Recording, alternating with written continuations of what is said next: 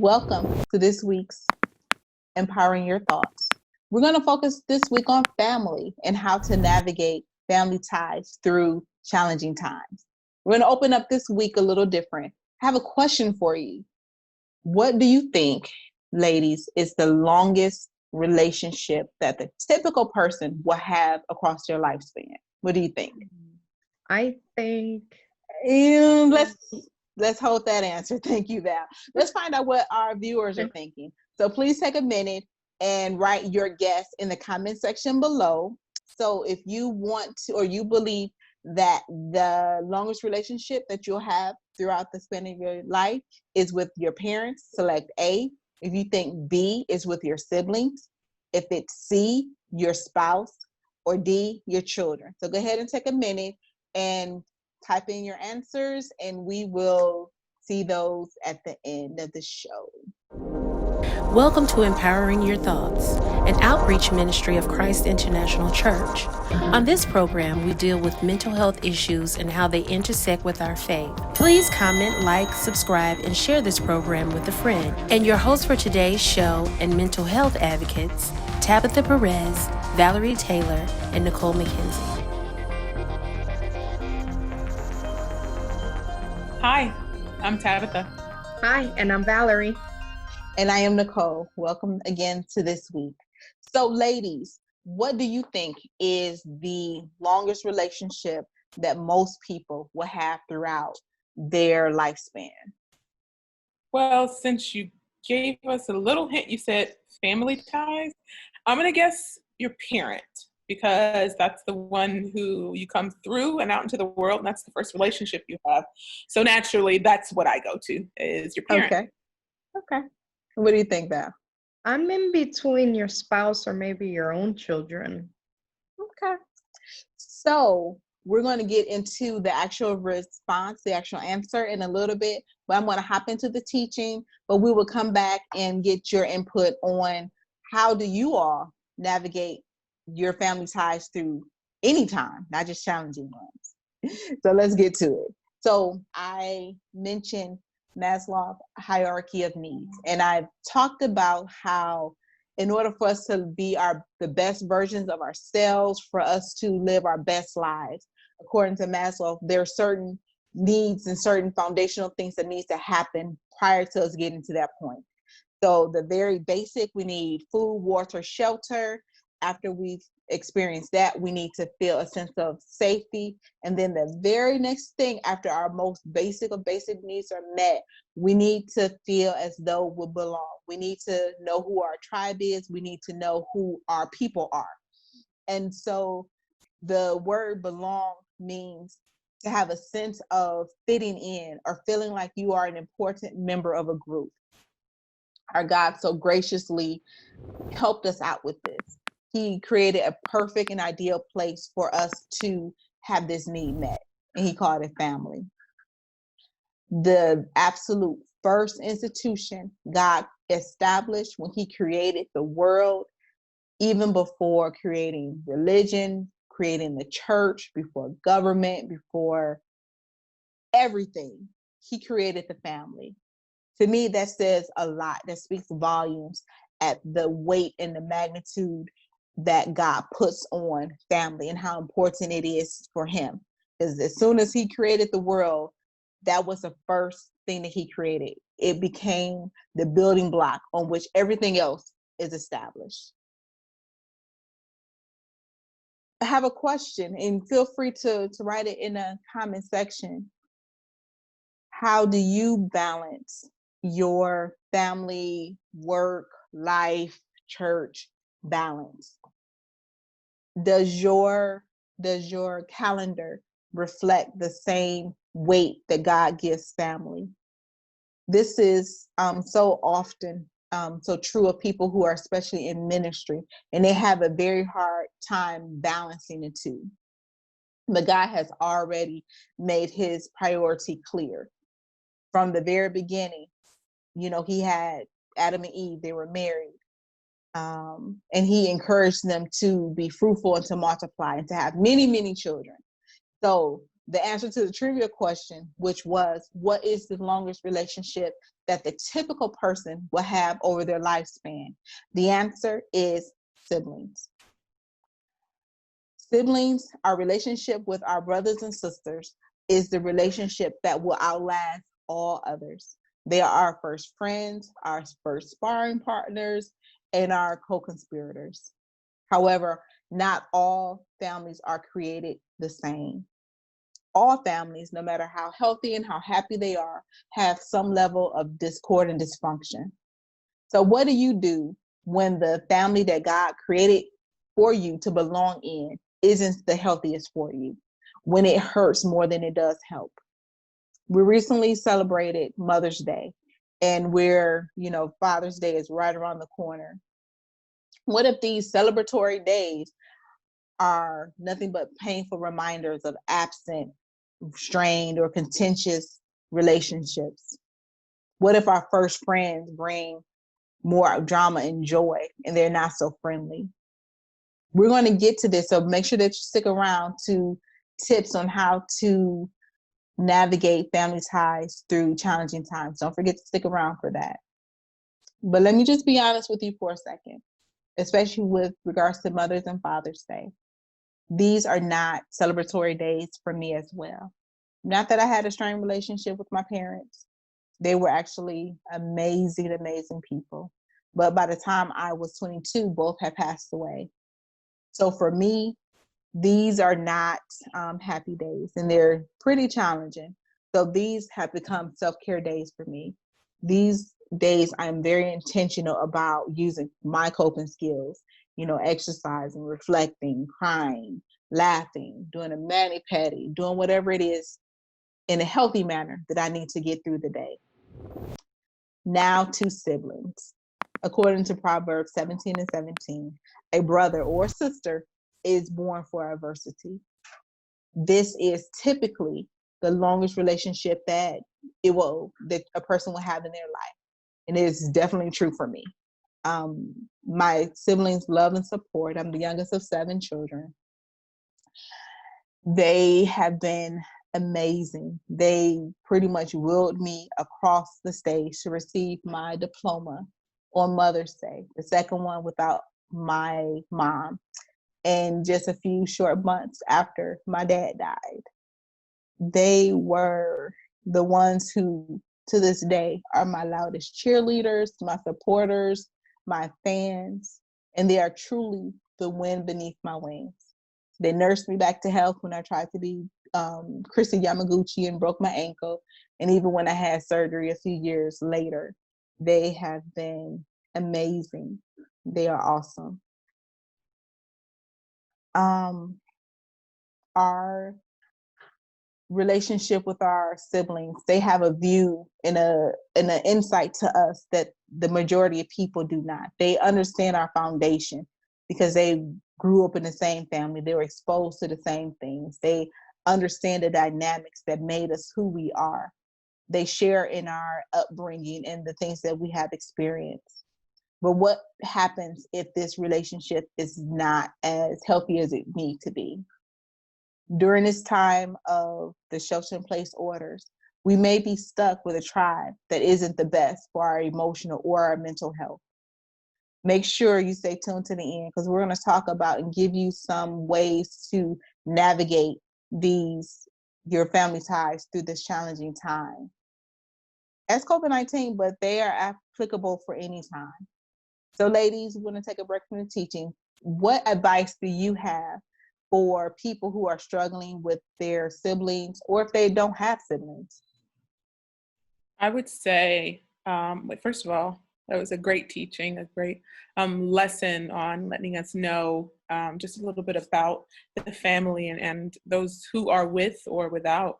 What I would say for sure, myself being the youngest of 6, I have quite a few family ties as it pertains to siblings, but having such a big family, you don't always have great relationships with those siblings, and especially not all at the same time. Especially not all at the same time. You have a couple you're close to, mate. Yeah. It goes in and out sometimes. having dealt with something so traumatic, Nicole, that it kind of bonds you together a little bit more, I think, than the rest of us who just have regular siblings and they get on your nerves. So I will say that is true for me, but I'll say that honestly, find your tribe. The people who are like-minded, as you said earlier, who you kind of vibe with, you kind of click with. Find your tribe. In the Bible, let's talk about that for a moment. In the Bible, the children of Israel were split up into 12 tribes. You had Judah, you had the Levites, you had the sons of, you have all the different types of tribes, and they all had different things that they did. The musicians and the psalters, the people who were the priests, and the different types of separations out of people. Not that they all were related, because they were all related and from the Father Abraham. But at the same time, you have your persons who are similar to you, who you just vibe with. Find your tribe, and I find that very, very important. Even when I may be on the outs with a certain sibling, or I may be going through some sort of familial difficulty, or some situation that is difficult in church or somewhere, or work or somewhere, I have my tribe. It may not be a tribe of 7 people or 5 people. Sometimes it's lean. It's a tribe of 2 that I can call and vent and say, man, this week is trash.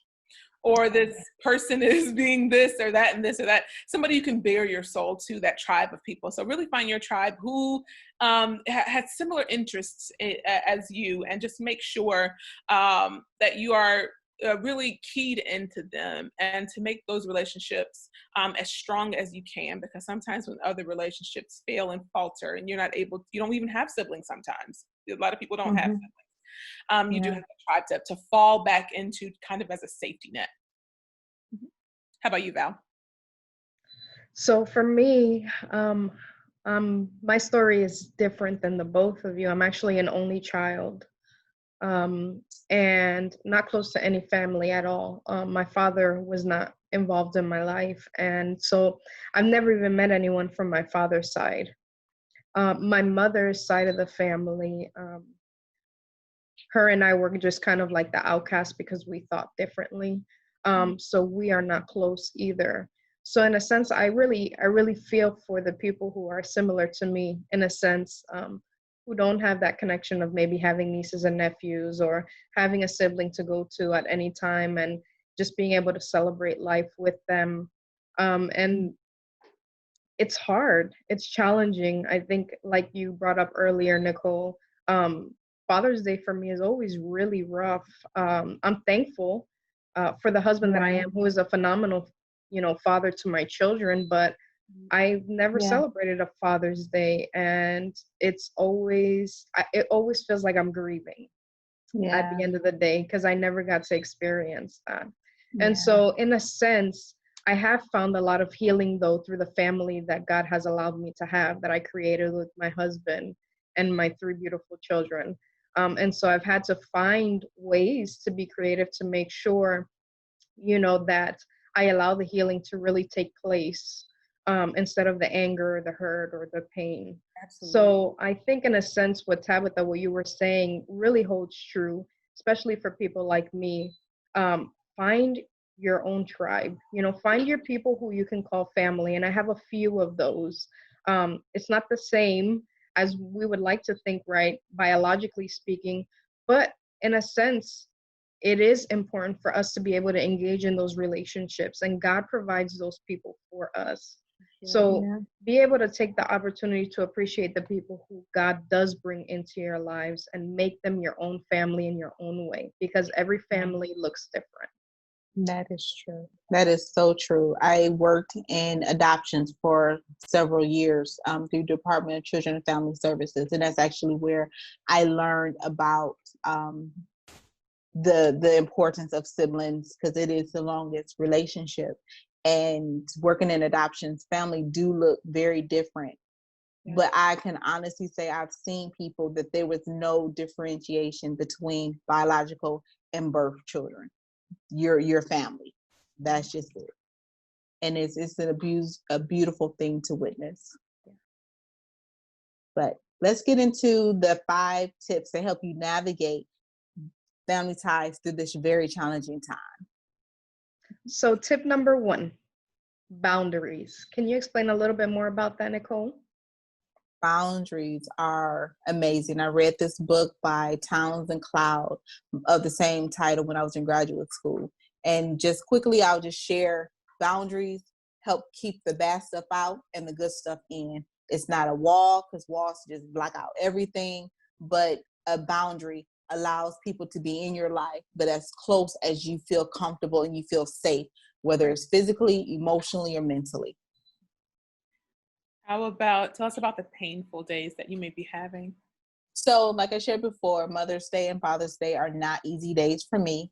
And as I've shared, I use them as self-care days. So these are things that I do to make sure that I'm using coping skills to get through the day and expressing my emotions in a healthy, productive manner.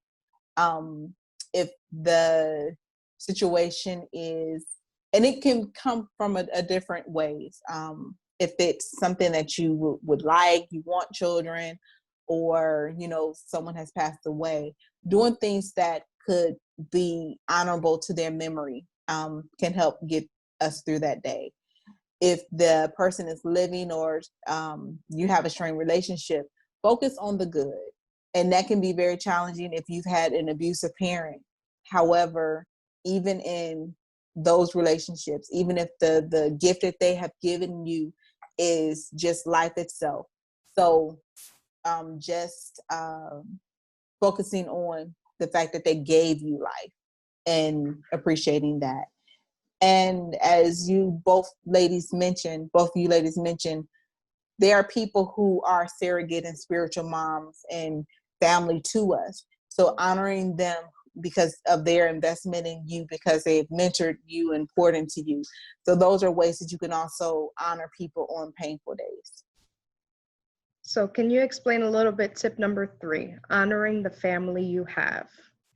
So we all are born into a family. However, sometimes the ones closest to us are the ones that we neglect and we, just put to the wayside because, they're going to be there.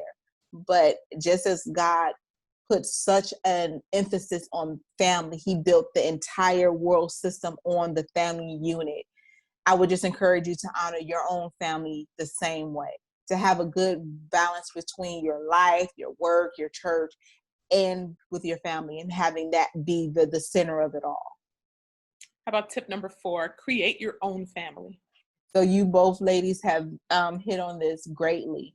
Sometimes the family that we're born into is not the healthiest, it's not the best, or you just may be like me. I live 1,000 miles away from my biological family. However, I can honestly say that I am not without family. There was a great term during my time at BCF in Cleveland that I came across, which is fictitious kin. I didn't realize that there was a name for how my family operated. My parents' friends were my aunts and uncles, and their children were my cousins. Okay. They had the same rights and responsibilities and privileges as birth family. So for me, family is a very important term, but it's also very inclusive. You don't have to be born and have the same mother, the same dad as me to be my family, to be my people. Because honestly, I can say that when I needed someone at nighttime on Valentine's Day, I had a place to stay. And so I have family here. So for our last tip of navigating family ties through this and other challenging times, I would say get help. If the relationships that we have in our family is the foundation from which all of the other relationships are built upon. And if there's hurt, if there's pain, if there's dysfunction in that template, in that foundation, then go to a trained professional to get the help to help you heal and to not repeat some of those same patterns of behavior so that you can have a healthy relationship throughout the rest of your life. Well, thank you everyone for joining us on another show of Empowering Your Thoughts. We can't wait to see you next week. Be empowered to think well. Bye.